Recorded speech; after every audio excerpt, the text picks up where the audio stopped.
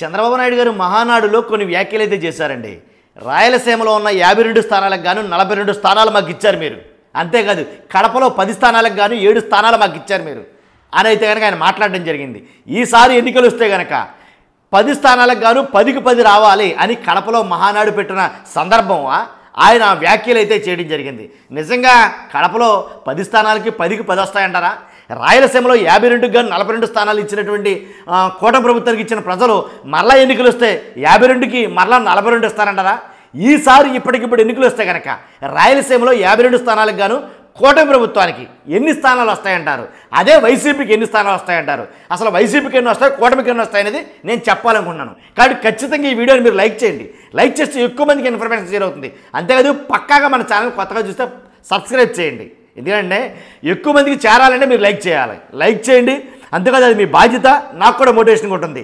రాయలసీమలో 52 స్థానాలకు గాను వైసీపీకి ఎన్ని వస్తాయి, కూటమికి ఎన్ని వస్తాయి అనేది నేను చెప్తాను ఖచ్చితంగా. కానీ కొన్ని సమీకరణాలు కొన్ని అయితే ఉన్నాయి, మాట్లాడుకున్న తర్వాత ఎన్ని వస్తాయి ఏంటనేది చెప్పుకుందాం. చంద్రబాబు నాయుడు గారు ఎందుకు అంత ధీమాగా కడపలో పెట్టారు మహానాడు? కాబట్టి కడప అంటే రాయలసీమ ప్రాంతాన్ని ఎందుకు టార్గెట్ చేశారంటే కనుక రాయలసీమ ప్రాంతం అనేది మోస్ట్లీ నాకు తెలిసి రాయలసీమ ప్రాంతం జగన్మోహన్ రెడ్డి గారి అడ్డా, దాంట్లో ఎలాంటి డౌట్ లేదు. కాబట్టి జగన్మోహన్ రెడ్డి గారి అడ్డాలో మహానాడు పెట్టడం గల కారణం ఏంటి? కానీ అక్కడ పార్టీని పటిష్టం చేయాలనుకోవడం కారణం ఏంటంటే కనుక 2019 ఎన్నికలు ఒక్కసారి చెక్ చేస్తే కనుక కొన్ని జిల్లాలు క్లీన్ స్విప్ అయ్యాయి. మీకు గుర్తుందా? వైఎస్ఆర్సీపీ కొన్ని జిల్లాలనే క్లీన్ స్విప్ చేసింది, ఒక్క సీటు కూడా రాలా టీడీపీకి అక్కడి నుంచి. కానీ 2019 ఎన్నికలు అయిన తర్వాత మొన్న జరిగిన ఎన్నికల్లో మాత్రం 2 అటు 3 ఇటు అలా రావడం అయితే జరిగింది. వాస్తవం మాట్లాడుకోవాలంటే కనుక 2019లో వైసీపీ కడప అలాగే కర్నూలు క్లీన్ స్విప్ చేసింది. మరి ఇప్పటికిప్పుడు ఎన్నికలు జరిగితే కనుక క్లీన్ స్విప్ చేస్తుందంటారా? చెప్తాం, మాట్లాడదాం దాని గురించి కూడా. ఒక్కసారి చూస్తే కనుక రాయలసీమలో జిల్లాల్లో ఏంటి అయితే కనుక కర్నూలు, నంద్యాల, అన్నమయ్య, వైఎస్ఆర్, అనంతపురం, శ్రీ సత్యసాయి, తిరుపతి, చిత్తూరు ఈ జిల్లాల్లో కూటమి మాట అలా ఉంచితే కనుక ఎలాగో 52కి 42 వచ్చేస్తాయని అంటున్నారు. కాబట్టి ఈసారి 52 అన్న ఆశ్చర్యపోవడం అసలు లేదు, ఎందుకంటే ఆ ధీమా వస్తుంది. కానీ వైసీపీకి ఎన్ని వస్తాయి? ఇప్పటికిప్పుడు ఎన్నికలు జరిగినా 2029 ఎన్నికలు జరిగినా వైసీపీకి ఎన్ని వస్తాయి అనేది చెప్పాలని నేను అనుకుంటున్నాను. కాబట్టి ఈ జిల్లాల్లో వైసీపీకి ఫేవర్గా ఉన్న జిల్లాలు ఏవి? మొత్తం గెలుపు లెక్కలన్నీ మార్చేసింది. మొన్న జరిగిన 2024లో జరిగిన ఎన్నికలు మొత్తం గెలుపు లెక్కలన్నీ అనంతపురం లేదా కర్నూలు, నంద్యాల మొత్తం ఇవన్నీ కూడాను వైసీపీకి మంచి పట్టున్న జిల్లాలు. వాస్తవంగా మాట్లాడేది ఇంకొన్ని జిల్లాలు చెప్తాను. ఎలా అంటే కర్నూలు, కడప, అనంతపురం స్ట్రాంగెస్ట్గా బిలీవ్ చేయొచ్చు వైసీపీకి అని చెప్పేసి. కానీ ఇలాంటి జిల్లాల నుంచి కూడా కొన్ని పరిణామాలు ఎదురైనాయి. కాబట్టి ఎందుకని అసలు వైసీపీకి అధపాతాలను పడిపోవడానికి కారణం ఏంటి? ఎక్కడ 151 స్థానాలు, ఎక్కడ 11 స్థానాలు, అసలు పోలికే లేదు అసలు. కాబట్టి అంత దారుణంగా ఓటమి చూడడానికి ఈ జిల్లా నుంచి, ఈ అనంతపురం జిల్లా నుంచి, లేదా ఈ కడప జిల్లా నుంచి, లేదా ఈ కర్నూలు జిల్లా నుంచి ఇన్ని సీట్లు వస్తాయి అని అసలు పోటీ లేకుండా లెక్కెట్టే చెప్పేయగలిగినటువంటి జిల్లాలు అవి. అలాంటి జిల్లాలు కూడా అసలు తారుమారైపోయాయి. కాబట్టి ఈసారి ఎన్నికలు జరిగితే కనుక, ఎందుకంటే వాస్తవానికి జగన్మోహన్ రెడ్డి గారిని చూసినా సరే గతంలో జగన్మోహన్ రెడ్డి గారికి గతంతో పోలిస్తే 25,000కు పైగా మెజారిటీ తగ్గిపోయింది అని అయితే చెప్పాలా. జగన్మోహన్ రెడ్డి గారికి 25,000 మెజారిటీ తగ్గిపోయింది. కాబట్టి వైసీపీ గెలిచిన స్థానాలే చూద్దాం ఒకసారి.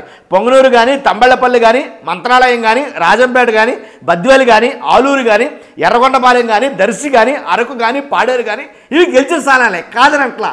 అసలు ఎన్ని స్థానాలు గెలిచారు? జిల్లాలు క్లీన్ స్విప్ చేశారు. ఇప్పుడు ఎందుకు అలా అయిపోయిందంటే కనుక ప్రజలకు ఏమైంది? అంత దారుణంగా వన్ సైడ్ ఓటింగ్ అంటే కనుక మరి 2019లో వైసీపీకి ఇవ్వలేదా? కాబట్టి కూటమికి ఇస్తే తప్పండి అని అనేవాళ్ళు లేరు. కాబట్టి నేను ఏం చెప్తానంటే ఎందుకు ప్రజల్లో అంత చేంజ్ జరిగిందనంటే కనుక ఒకటే చెప్తా. జగన్మోహన్ రెడ్డి గారి గురించి ఆయన కూడా చాలాసార్లు చెప్పినట్టున్నాడు. ఎప్పుడు వైట్ రైస్ తినే మాకు చంద్రబాబు నాయుడు గారు వచ్చి బిర్యానీ పెడతారంటున్నారు. డైలీ వైట్ రైస్ తింటే ఏం బాగుంటుంది? ఆయన అయితే డైలీ బిర్యానీ పెడతారంటున్నారు. కాబట్టి ఈసారి ఖచ్చితంగా 100% కూటమిని గెలిపించాలి. ఎందుకని ప్రతిదీ డబల్ ఇస్తానన్నారు చంద్రబాబు నాయుడు గారు. ప్రతిదీ డబల్ ఏదైతే జగన్మోహన్ రెడ్డి గారు ఇస్తానన్నారో దాన్ని పెంచిస్తానన్నారు. కాకపోతే ఆయన ఇస్తానన్నాడు, నేను ఇవ్వలేను అని అన్నాడు జగన్మోహన్ రెడ్డి గారు. ఇస్తాను, ఇవ్వలేను ఈ 2 మాటలు రాజకీయాన్ని డిసైడ్ చేశాయి. మీరు నమ్మండి నమ్మకపోండి, ఈ రెండు మాటలే, ఇస్తానన్న మాట ఇవ్వనన్న మాట, ఈ రెండు మాటలే రాజకీయాన్ని డిసైడ్ చేశాయి. జగన్మోహన్ రెడ్డి గారికి ఓటమికి కారణం ఇవ్వలేనన్న మాట, చంద్రబాబు నాయుడు గారి గెలుపుకి కారణం ఇస్తానన్న మాట. ఇచ్చామా చచ్చామా తర్వాత విషయక, అర్థమైంది కదా మీకు? కాబట్టి ఎన్ని ఇచ్చాం, ఎంత ఇచ్చాం, ఎప్పటి వరకు ఇచ్చాం, ఎప్పటి నుంచి ఇచ్చాం, ఎన్ని లెక్కలు ఎవరికి అవసరంలా, ఇస్తాను అన్న మాట చాలు. కాబట్టి డంకాపాతంగా జరిగినా జరగకపోయినా ఏంటి ధీమాగా చెప్పారేమో నాకు అనిపించింది. కాబట్టి ఆ ఇవ్వటం పాసిబిలిటీ అంటే కనుక నేనే చెప్పా గతంలో ఏమంటే కనుక ఈ ఎన్నికల హామీలు చూస్తూ ఉంటే ఇది పాసిబిలిటీ లేదు, ఇవ్వలేరు అని నేనే అన్నా. నేను జగన్మోహన్ రెడ్డి గారు అంటాం దాకా ఎందుకు, ఒక రాజకీయ విశ్లేషకుడిగా నేనే చెప్పాను అన్నమాట. ఈ ఎన్నికల హామీలు అన్ని వాగ్దానాలన్నీ నెరవేర్చాలంటే అసలు మన మామూలు కాదు, మోకాళ్ళు అరిగిపోతాయని చెప్పా, నేనే చెప్పా. కానీ ఇప్పుడు కానీ చెప్తున్నాను, ఆ ఎన్నికల హామీలన్నీ పక్కాగా తూచా తప్పకుండా ఎప్పటికప్పుడు జరిగితే కనుక అసలు జరగని పని అని అన్నాను. జరగని పని అన్నాను, జరగలేదు కూడాను. ఎందుకంటే ఖచ్చితంగా చెప్తున్నా, ఒకటి చెప్తాను. ఎలా అంటే ఏదైతే ఇప్పుడు ఈ సంవత్సరం అంటే ఎన్నికలు అయిన తర్వాత కూటమి ప్రభుత్వం అధికారంలోకి వచ్చిన తర్వాత 1 year అయింది, 12 ఏళ్ల పాలన గడిచింది. ఈ 12 ఏళ్లలో ఒక్క పథకం కూడా అమలు చేయలేకపోయారు. ఏదో అరా కొరా తప్ప, గ్యాస్ బండ్లో అలాగే పెన్షన్లో తప్ప మిగిలిన పథకాలు ఏవి కూడా అమలు చేయలేకపోవడంలో దాంట్లో ఎలాంటి డౌటు లేదు. అందుకే చెప్పాను, అమలు కాని సాధ్యం కాని హామీలు అవి చాలా కష్టమవుతుందని. ఒకవేళ చేస్తే కనుక అప్పులు కుప్పగా మారిపోతుంది ఆంధ్రప్రదేశ్, దాంట్లో ఎలాంటి డౌట్ లేదు. కాబట్టి ఎందుకు ప్రజలు వేస్తారంటే చెప్పానుగా, ఎప్పుడు డైలీ వైట్ రైస్ తిరిగి బోర్ కొట్టేసి ఆయన అయితే డైలీ బిర్యానీ పెడతానన్నాడు అని అయితే కనుక. కాబట్టి ఆయన చేస్తానన్నాడో, ఆయన ఇస్తానన్నాడో, మీరు ఇవ్వలేనన్నారు. కాబట్టి ఇవ్వలేను నేను చూస్తాం, ఇస్తానన్నామని చూస్తాం. కానీ చెప్పేవయ్యా బాబు ఇస్తానని చెప్పేసి అని చాలామంది మంత్రులు ఎమ్మెల్యేలు చెప్పారండి జగన్మోహన్ రెడ్డి. నేను చెప్పలేను, అలాగా నేను చెప్పలేను, సాధ్యం కాని మాటలు నేను మాట్లాడలేను అని అన్నారట. ఏదైతేనండి ఇది రాజకీయం అంటే ఇలాగనే ఉంటుంది, దాంట్లో ఎలాంటి డౌట్ లేదు. కాబట్టి మహానాడులో రీసెంట్గా పెట్టిన మహానాడులో కొన్ని తీర్మానాలు అయితే చేశారు. అంతేకాదు ఫ్యాక్షన్ రాజకీయాలను దూరం చేస్తామన్నారు. రాయలసీమలో స్టీల్ ఫ్యాక్టరీ అన్నారు. ఒక్కొక్క కుటుంబానికి ఒక్కొక్క పారిశ్రామికవేత్తను తయారు చేస్తా అన్నారు చంద్రబాబు నాయుడు గారు రాయలసీమను ఉద్దేశించి. ఎందుకు రాయలసీమ అంటే కనుక రాయలసీమ రాజకీయాలకి పట్టున్న జిల్లాలు ఉన్నాయి. ఖచ్చితంగా రాజకీయంగా రాయలసీమలో మంచి తెలివైన వాళ్ళు ఉంటారంట, ఓటర్లు కూడా. కాబట్టి అలాంటి ఓటర్లు, తెలివైన ఓటర్లు కూడా ఆశపడ్డారండి. పెడతానంటే ఆశ, కొడతానంటే భయం. విన్నారా మీరు ఇది? కాబట్టి ఆశపడ్డారు. ఆశాజీవులండి మనుషులు, మనం ఎన్ని మాట్లాడుకున్నా కానీ. కాబట్టి ఆశపడ్డారేమో, ఓట్లేశారు. కాబట్టి జరుగుతుంది ఏంటనేది తర్వాత విషయక. కాబట్టి అంతేకాదు ఫ్యాక్షన్ రాజకీయాలను దూరం చేస్తానన్నారు చంద్రబాబు నాయుడు గారు. నేను ఒకటే చెప్తున్నా, అసలు ఎన్నికలు అయిన తర్వాత రిజల్ట్ వచ్చిన తర్వాత ఏం జరిగిందో మనం చూసాం. రిజల్ట్ రాకుండానే ఏం జరిగిందో చూసాం. ఎన్ని అరెస్టులు, ఎన్ని దౌర్జన్యాలు, ఎన్ని దారుణాలు.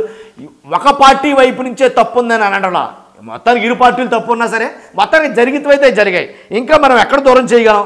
కాబట్టి ఇదంటే జరిగింది వాస్తవానికి అయితే. కాబట్టి ఇప్పుడు చెప్తాను నేను, రాయలసీమలో ఉన్న 52 స్థానాలకు గాను ఇప్పటికిప్పుడు ఎన్నికలు వస్తే కనుక, ఎందుకనంటే ఇప్పుడు ప్రభుత్వం మీద ఉన్న వ్యతిరేకత కావచ్చు, సంక్షేమ పథకాలు అమలు చేయకపోవడం కావచ్చు, ఏదైతే పోలవరం అంటున్నారో, అమరావతి అంటున్నారో, ఇవేవి జరిగే పనులు కాదు, ఇవి కంటిన్యూస్గా జరుగుతాయి, చాలా కాలం పడుతుంది. 5 ఏళ్ల కాలంలో అయితే కనుక అవ్వవు.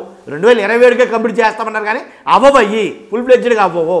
కాబట్టి వీటన్నిటిని దృష్టిలో పెట్టుకుని ఇప్పటికిప్పుడు ఎన్నికలు వస్తే కనుక జనాలు చాలా వెక్స్ అయి ఉన్నారు, వ్యతిరేకత ఉంది, తీవ్ర అసంతృప్తి ఉంది. కాబట్టి 52 స్థానాలకు గాను, రాయలసీమలో ఉన్న 52 స్థానాలకు గాను మ్యాక్సిమం ఎప్పటికప్పుడు ఎన్నికలు పెడితే కనుక 42 స్థానాలు ఈజీగా అయితే కనుక వైసీపీ గెలుస్తుందని నా అభిప్రాయం. 42 స్థానాలకి రాసి పెట్టుకోవచ్చు, వీడియో సేవ్ చేసి పెట్టుకోవచ్చు. ఇప్పటికిప్పుడు ఎన్నికలు వస్తే కనుక ఇంకా 4 ఏళ్ల పరిపాలన ఉంది. ఈ 4 ఏళ్ల పరిపాలనలో ఏమో రాజకీయం ఇది, గుర్రం ఎప్పుడు ఎగురుతుందో ఎవరికో తెలియదు, గుర్రం ఎగరవచ్చు. కాబట్టి అప్పుడు కొన్ని లెక్కలు మారచ్చు. ప్రస్తుతానికైతే కనుక ఇప్పటికిప్పుడైతే కనుక 52 స్థానాలకు గాను వైసీపీ 42 స్థానాలు గెలిచే అవకాశం ఉంది. దాంట్లో ఎలాంటి డౌట్ లేదు. ఎందుకు గెలుస్తుంది అని అంటే కనుక నన్ను ఏదో వైసీపీ ఫేవర్ గారు, వైసీపీ కావడం మీరు అనుకోవద్దు. వాస్తవంగా ఇదే జగన్మోహన్ రెడ్డి గారికి వ్యతిరేకంగా చాలా వీడియోలు చేశాను నేను, కొన్ని 100 వీడియోలు చేశాను. కాబట్టి ఎందుకు చెప్తున్నారు అంటే కనుక రాజకీయ విశ్లేషణ చూస్తే కనుక ఇప్పుడు జరుగుతున్న పరిణామాలు చూస్తుంటే కనుక అంటే వ్యతిరేకత కానీ అలాగే సంక్షేమ పథకాల అమలులు కానీ ఏంటి ఏదైతే వాగ్దానాలు ఏముందండి, హామీలు ఏముందండి, ఇచ్చేయచ్చు. హైదరాబాద్లో సముద్రాన్ని హైదరాబాద్కి సముద్రాన్ని తీసుకొస్తానని చెప్పొచ్చు. అది కాదు కదా. సాధ్యాలు కాని హామీల గురించి మాట్లాడట్లా, సాధ్యపడి ఏమైనా ఉన్నాయా, ఏమన్నా జరిగినాయి? ఈ 12 నెలల కాలంలో బీభత్సంగా జరిగింది అభివృద్ధి అని అనుకుంటాక ఏమైనా ఉందా? కాబట్టి ఏదైతే మనం చెప్పామో అవి ఎంతవరకు జరిగినాయి అని ఉందా?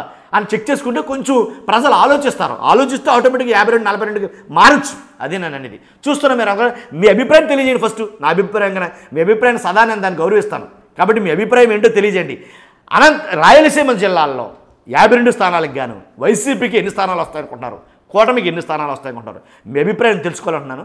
ఖచ్చితంగా చాలామంది అడుగుతూ ఉంటారు అప్పుడే ఏంటని చెప్పేసి. చంద్రబాబు నాయుడు గారు అన్నారు 10కి 10 రావాలి, మీరు మాకు కృషి చేయాలని. కానీ మనం చెప్పడంలో ఏముంది పెద్ద చిత్రం. ఖచ్చితంగా లైక్ చేయండి. ఫస్ట్ అయితే చాలామందికి ఇన్ఫర్మేషన్ రావాలి. కొత్త వాళ్ళైతే పక్కాగా సబ్స్క్రైబ్ చేయండి. Thank you very much.